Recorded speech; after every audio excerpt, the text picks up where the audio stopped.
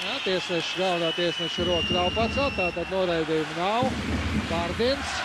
Nedrīkst teikt, iet zonās mūsu pieminētais Vorobjovs. Tur jau bija krietni ieslidojis Jogras spēlētājiem. Tas bija komandas kapteinis Lokins. Tālu piespēle pārtvērta. Juris Tāls. Pats laužās Juris un noraidījums. Sver Jura metienu. Pirjukovs. Spēlētāji pirmās maiņas aizsargs Pipiļājevs. Nu redzam, starp diviem aizsargiem izlaudās un... Tur mums murcēja Spruktam piespēle. Jānis Sprukts pats ieiet zaudē. Teicam piespēle. Parāds no pacēliem it kā rokas. Skatāmies vēlreiz šo epizodi. Sprukts, Karsons.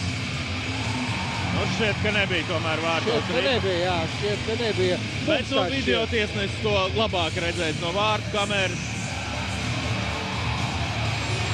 Pastāvīgi tomēr trāpīja ripa. Un te vēl Mārtiņš Karsons ar atkārtotu raidījumu mēģināja no gaisa iesist to vārtos. Jā. Nu, tie ir spēlētāji, kur šodien nespēlē. Abi divi aizsargi, Jānis Andersons un Jākaps Redliks, un arī savainojumu guvušais Andris Džeriņš kreisā malā.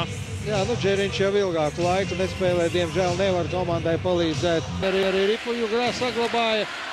Un tagad ļoti labi nospēlēja Oskars Cibuļs, bet uzbrukums vēl nav beidzies. Tāls. Galvenais, cik ir atlicis skaitliskajā vairākumā spēlēt Rīgas Dinamo, un attiecīgi mazākumā Antimansīstas komandai. Un iedots! Karsons!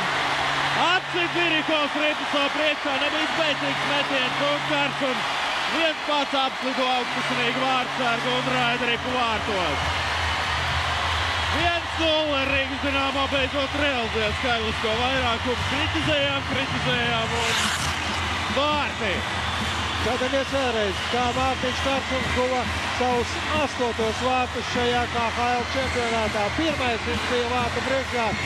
Šeit, protams, Pirjukova vainot ir ļoti grūti. Nu, vai Rīgas vienkārši nolēma citādāk spēlēt? Nu, mums jau Ozoliņš ar Reķi laukumā. Tad arī Varks, Šindels un Lucēnijos. Reķis un zaudējam ripu! Paldies Haltam! Paldies Haltam! Epizode bija pie mūsu vārtiem. Lūk viņa, šī epizode. Bravo Krisam Haltam! Agipants pārved vienkārši spēli uz pretinieku zonu. Nu šobrīd ar 3 maiņām spēlējam. Un būs 2 minūšu noraidījums Ģertam Agipānam. Kompaktāk jāspēlē. Šobrīd bijām nedaudz izstiepušies. Nu, tagad esam nostājušies. Holts. Un atskan sirēnu. Rīgas Dinamo uzvar 1-0. Otro reizi KHL vēsturē mēs uzvaram ar 1-0. Un var teikt, esam atgriežušies play-off zonā, jo Maskavas Spartaks šodien zaudēja, līdz ar to Rīgas Dinamo paceļās uz rietumu konferences 8. vietu.